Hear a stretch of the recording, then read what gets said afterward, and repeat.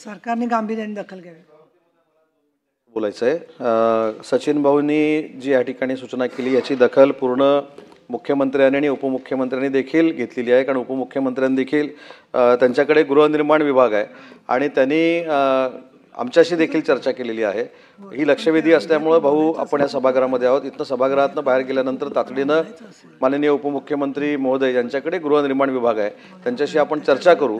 परंतु एकच महत्त्वाची गोष्ट सांगतो की गिरणी कामगार हा याच्यामध्ये राजकारण देखील असता कामा नये। ज्या पद्धतीनं राजकारण करण्याचा प्रयत्न काही लोक करतायत ते देखील करून उपयोगाचा नाही, कारण गिरणी कामगार हा माझ्या तालुक्यातला आहे, माझ्या जिल्ह्यातला आहे, तुमच्या तालुक्यातला आहे, तुमच्या जिल्ह्यातला आहे, महाराष्ट्रातल्या सगळ्या जिल्ह्यातला आहे।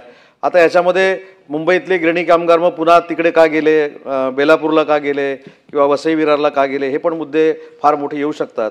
तर माझं असं म्हणणं आहे की गिरणी कामगारांना केंद्रबिंदू मानून ह्या सगळ्या गोष्टी आपण केल्या पाहिजेत।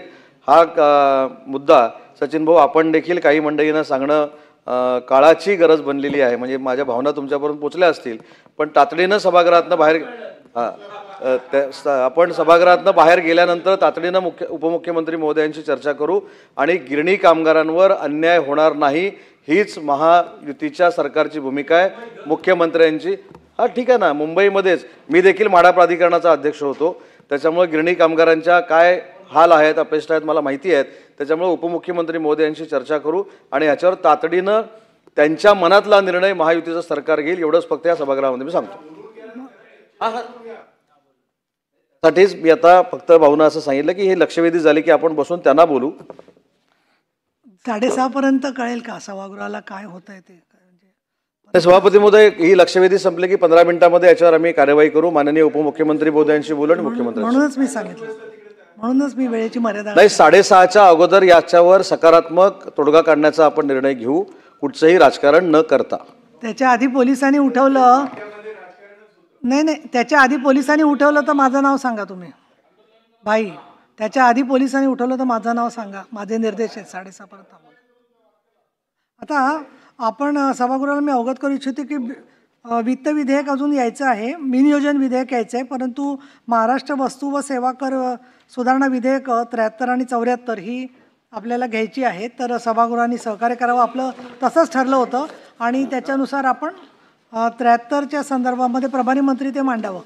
अध्यक्ष महोदय, सभापती महोदय, विधानसभेने संमत केलेले सन 2025चे विधानसभा विधेयक क्रमांक 73 महाराष्ट्र वस्तू व सेवा कर सुधारणा विधेयक 2025 विचारात घ्यावे असं मी आपल्या अनुमतीने प्रस्ताव मांडतो। हो, धन विधेयक आहे ते। प्रस्ताव असा आहे की विधानसभेने संमत केलेले सन 2025चे विधानसभा विधेयक क्रमांक 73 महाराष्ट्र वस्तू व सेवा कर सुधारणा विधेयक 2025 विचारात घ्यावे। याच्यात आपल्याला कल्पना आहे की अशा प्रस्तावाच्या वेळी विधेयकातील सर्वसाधारण तत्वांवर चर्चा करता येईल, परंतु त्यातील तरतुदींचा तपशीलवार विचार करता येणार नाही। पुढे जाऊया आपण। मग प्रश्न असा आहे की मंत्री काही महोदय माहिती सांगायची का? जे उपस्थित आहेत त्यांना सांगा।